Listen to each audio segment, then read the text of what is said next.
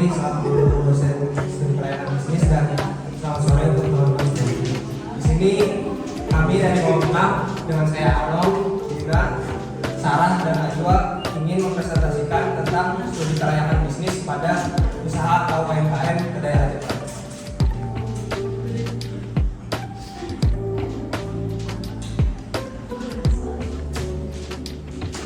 Ya, di sini ada beberapa aspek yang akan kami bahas.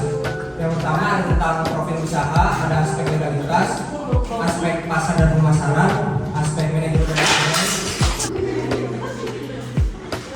Selanjutnya ada aspek teknis dan teknologi, aspek finansial, aspek ekonomi dan sosial, dan yang terakhir ada aspek lingkungan hidup. Yang pertama di sini tentang profil usahanya yang dijelaskan oleh saya.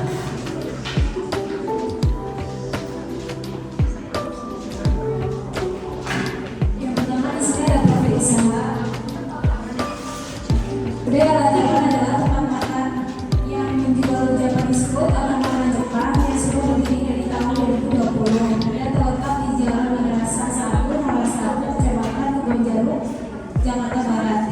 Pada awalnya pemilik budaya ala Jepang yaitu Cristiano Komala mempunyai rencana untuk membuka toko dengan produk pasti dan bakery atau toko roti sesuai dengan base yang dikuasai. Tetapi karena adanya pandemi COVID-19 dan kondisi yang tidak memungkinkan, pemilik harus membatalkan rencana tersebut. Namun jiwa berusaha.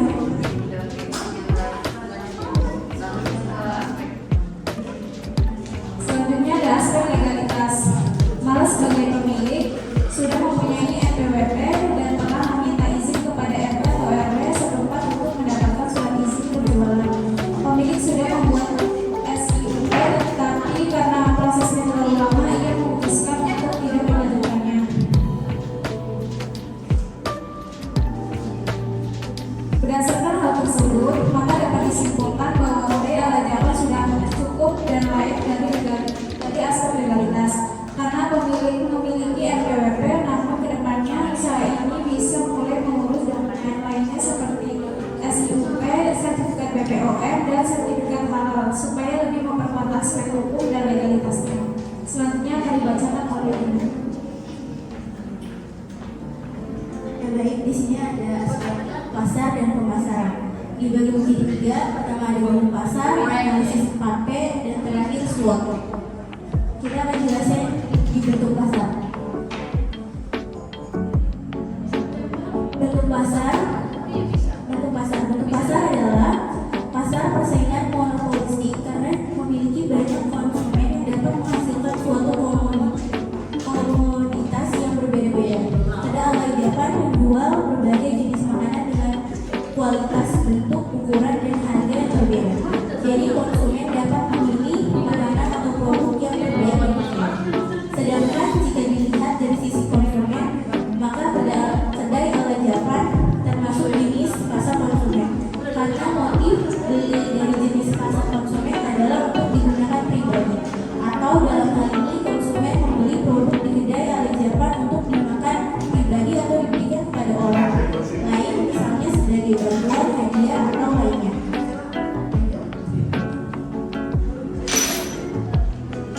Selanjutnya ada analisis pakai. Pakai ini ada produk, price, place, dan promotion. Kita akan jelasin di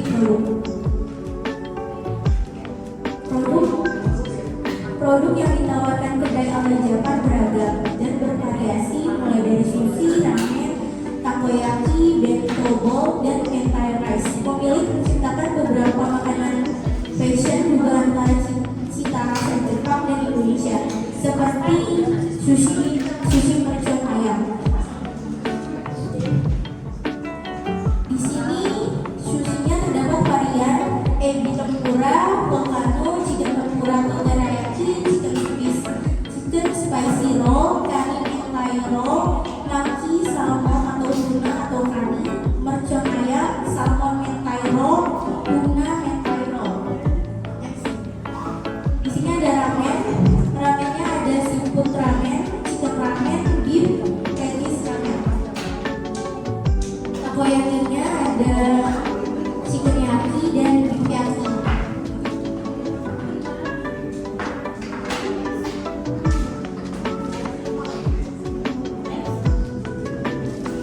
Di sini bento bowl-nya itu ada suwir pedas, crispy chicken, chicken teriyaki, beef teriyaki, crispy dori, dan crispy udang. Dan mentai rice-nya itu ada salmon mentai, chicken mentai, kari mentai. Dan terakhir ada side dish-nya itu ada acar jahe, inari, tobiko atau chicken salad, cireng sapi pedas, cireng ayam pedas. Lanjut, ini ada price. Dalam menentukan harga, pemilik tentu mempertimbangkan faktor besarnya biaya produksi, terutama biaya pembelian bahan baku yang berkualitas. Meskipun menggunakan bahan-bahan berkualitas, harga makanan di kedai ala Jepang tetap terjangkau, mulai dari harga 10.000 sampai 35.000 saja. Konsumen sudah menikmati makanan Jepang. Lalu ada place atau tempat. Pada awalnya tempat makan ini terletak di Jalan Kemandoran 7, Kecamatan Kebayoran Lama, Jakarta Selatan.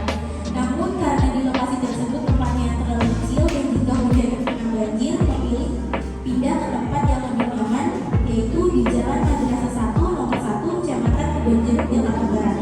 Lokasi ini tentu adalah wilayah yang strategis dan cukup ramai dan mulai anak muda maupun dewasa. Menurut pemilik, di daerah tersebut belum ada tempat makan yang menyajikan makanan Jepang kaki lima. Maka dari itu, ini merupakan sebuah peluang yang sangat menguntungkan untuk mendirikan sebuah usaha Japanisme. Kedai ini termasuk jenis food court karena bukan di salah satu halaman rumah, di dalamnya terdapat beberapa jenis usaha yang berbeda. Lanjut. Di sini ada promosi. Kedai ala Jepang melakukan pembagian voucher gratis untuk mempromosikan kedainya. Pemilik juga meminta tolong keluarga dan teman-temannya untuk membantu mempromosikan kedainya di media sosial seperti Instagram, WhatsApp, dan Facebook. Sampai sekarang kegiatan promosinya tetap berjalan dan seiring berjalannya waktu, kedai ala Jepang mulai dikenal oleh banyak orang. Bahkan beberapa food blogger pernah mencoba dan melakukan review di tempat. Lanjut, terakhir adalah SWOT.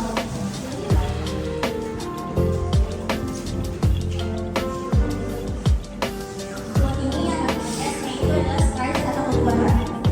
Makanan Jepang yang dijual dapat diterima oleh semua kalangan karena rasanya sudah disesuaikan dengan lidah orang Indonesia dan harganya terjangkau.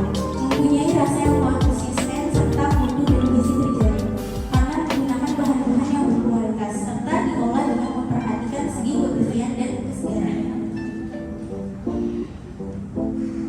Lanjut, ada W. W-nya itu weakness atau kelemahan. Kedai ala Jepang mempunyai suatu kelemahan, yaitu pemilik kurang mempunyai waktu untuk melakukan promosi di media sosial. Alasannya adalah karena semua operasional kedai ini dijalankan sendiri. Akibatnya, dari kurangnya proses promosi ini adalah banyak konsumen yang kurang mengetahui update tentang kedai seperti adanya menu baru dan lokasi kedai yang pindah. Lanjut, ada O. O itu opportunity. Artinya peluang. Peluang yang dimiliki dari kedai ini adalah bisnisnya sulit ditiru oleh orang lain karena teknik pembuatan, cita rasa, dan konsep dibuat sendiri sedemikian rupa. Bidang usaha yang digeluti yaitu Japanese food juga sedang mengalami kenaikan dan di daerah kedai ini berdiri belum ada tempat makan yang menjual makanan Jepang.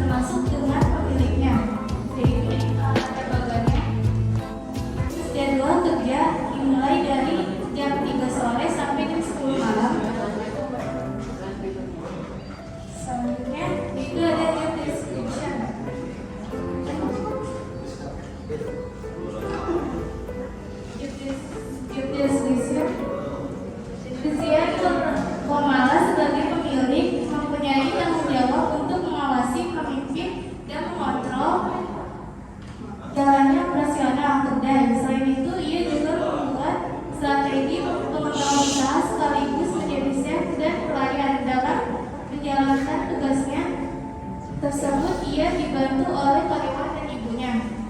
Nextnya yaitu SOP atau standar operatif prosedur. Step pertama, jam buka pegawai alat Jepang mulai dari jam 4 sore sampai 10 malam. Step kedua, dari jam 3 sampai jam 4 sore prepare membuka kedai.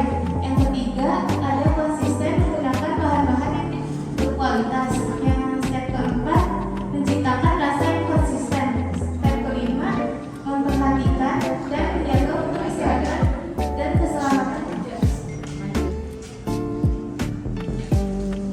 Step keenam itu melayani para konsumen dengan sopan dan ramah. Step ketujuh, tutup pada jam 10 malam dan membersihkan lingkungan kedai. Kesimpulannya, aspek manajemen dan SDM sebagai pemilik malah selalu memberikan semangat dan motivasi karyawannya untuk selalu bekerja dengan disiplin, tanggung jawab, dan sesuai SOP. Sikapnya yang santai dan ceria membuat lingkungan dan tidak pernah membebani karyawannya, seperti memberikan waktu istirahat bebas dan tidak memberikan pekerjaan yang tidak begitu berat. Dapat disimpulkan dari analisis aspek manajemen dan SDM di atas, kedai alat Jepang sudah baik dan layak untuk dikembangkan lebih lanjut meskipun memiliki struktur organisasi yang sederhana, tetapi sudah memiliki SOP dan pemilik berupaya untuk menjalani hubungan dan kerjasama yang baik dengan karyawannya. Selanjutnya ada aspek teknik dan teknologi. Yang pertama itu teknik. Jika dilihat dari teknis lokasi, kedai ini layak dijalankan karena berada di pinggir jalan yang aksesnya mudah untuk dijangkau, berada di sekitar tempat tinggal masyarakat dan kontrakan mahasiswa. Selain itu, tenaga listrik dan air yang dibutuhkan dipenuhi untuk operasional usaha. Yang kedua ada teknologi. Kedai sudah bisa melakukan pembayaran digital melalui QRIS, OVO, dan Shopify untuk mempercepat serta membutuhkan proses transaksi. Selain itu, kedai ini juga sudah bekerjasama dengan GoFood untuk memudahkan konsumen memesan melalui aplikasi Grab. Dan dilihat dari letak lokasi dan teknologi yang digunakan, kedai alat Jepang ini layak untuk diteruskan. Teknologi yang digunakan sudah cukup baik dan terbaru, tetapi ke depannya mungkin memiliki dapat menggunakan teknologi yang lebih modern lagi sehingga usaha semakin berkembang. Selanjutnya dijelaskan.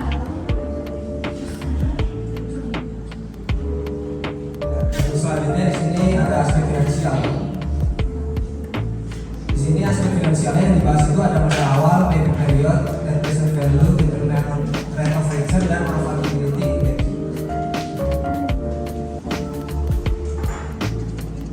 Dan di sini untuk modal awalnya bisa dilihat pada awal membuka usaha, pemilik kedai alat Jepang mendapat modal dari orang tua dan tabungan pemilik pribadi. Pemilik menyisihkan uang untuk membeli keperluan bahan-bahan yang sudah habis dan juga menyisihkan uang untuk membayar keperluan sewa pada tempat kedai. Dari modal usaha tersebut dapat disimpulkan bahwa kedai alat Jepang adalah UMKM jenis mikro karena total modal tidak lebih dari 200 juta. Dan di sini modalnya adalah 15 juta 443 ribu.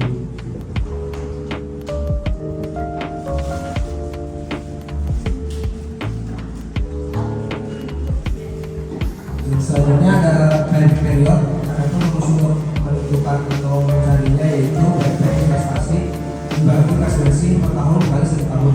Dan di sini investasinya adalah 15 juta 643 atau modal yang tadi. Dan kas bersih per tahunnya adalah 26 juta 499 ribu. Itu dari pendapatan dia di tahun pertama atau di tahun 2020. Dan dikali 1 PP dan hasilnya adalah 0,58. Berdasarkan perhitungan payback period dapat diketahui bahwa waktu pengembalian modal usaha dari Jepang adalah 5 bulan 8 minggu.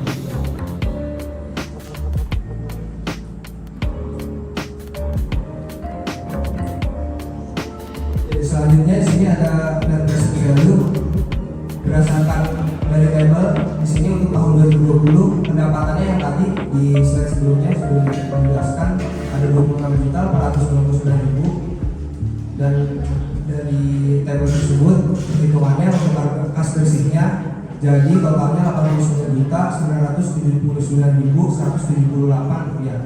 Dan investasi dikurang dengan investasi yaitu tadi modal 15.643.000, hasilnya untuk NPV-nya adalah 74.336.178 rupiah.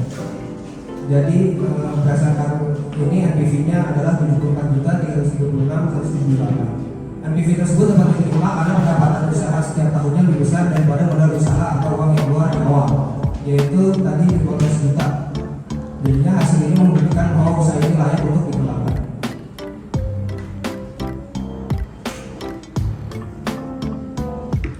Dan selanjutnya ada internal rate of return.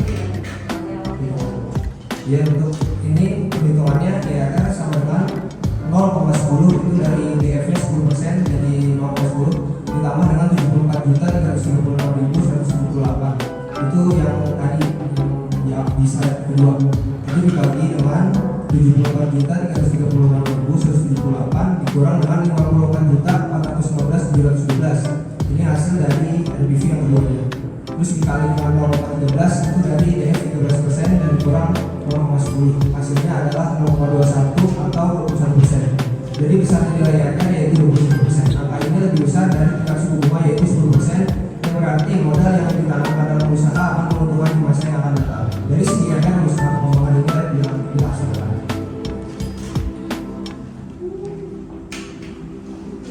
Dan yang terakhir ada profitability index, rumusnya PI sama dengan jumlah PV kas bersih dibagi jumlah PV investasi dikali 100%. Jadi PI sama dengan 26.499.000 dibagi 12.443.000 dikali 100% dan hasilnya adalah 1,71%. Dari perhitungan di atas yang kita ketahui nilai PI adalah 1,71%. Hal ini menunjukkan usaha ini layak dikembangkan.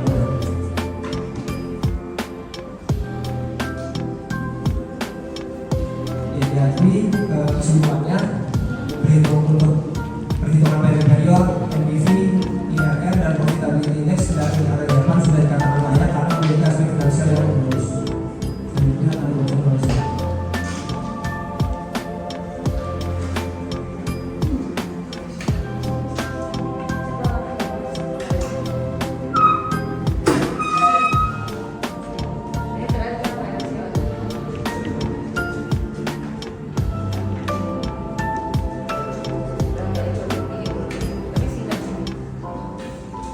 Selanjutnya aspek ekonomi dan sosial. Kedai ala Japan turut membantu usaha di depannya karena kedai ini berjualan di satu halaman rumah yang menjual beberapa produk makanan dan minuman.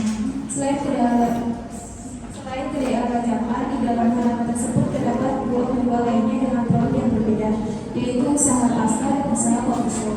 Maka dari itu kedai ala Japan selalu memberikan rekomendasi kepada konsumennya untuk membeli dua produk lainnya tersebut. Dilihat dari sisi sosial dan ekonomi, kedai ala Japan sudah layak untuk dikembangkan karena turut membantu usaha lainnya yang berada di tempat yang sama. Aspek lingkungan hidup.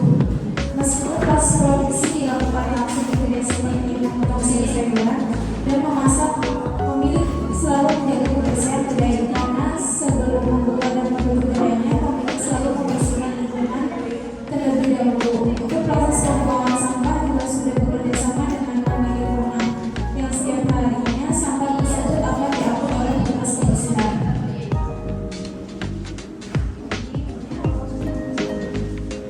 Lingkungan daerah kedai ala Japan juga sekarang menjadi lebih ramai dari sebelumnya. Setiap sore sampai malam, banyak konsumen yang rata-rata anak muda berkunjung di lingkungan kedai untuk makan atau sekedar berkumpul dengan teman-temannya.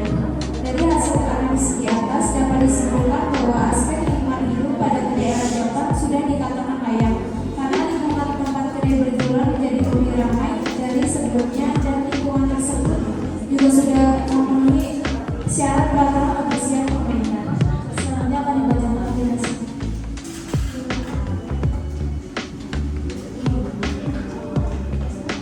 Selanjutnya yaitu kesimpulan. Berdasarkan hasil penelitian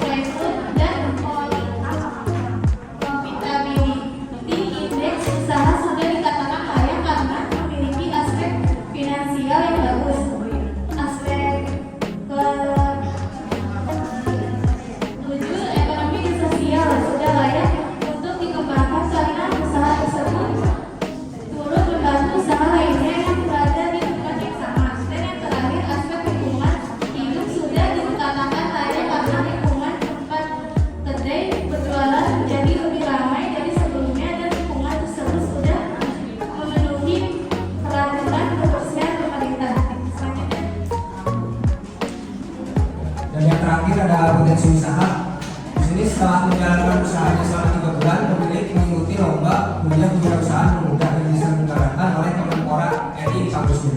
Di ajang ini, Males atau pemilik berhasil mendapatkan dana bantuan wirausaha sebesar 10 juta rupiah dan dipergunakan untuk membuka cabang di daerah Cipulir dan Selatan. Tetapi cabangnya tidak bertahan lama karena pada saat itu pemerintah memperlakukan PPKM dan ada beberapa oknum yang menggusur kedai.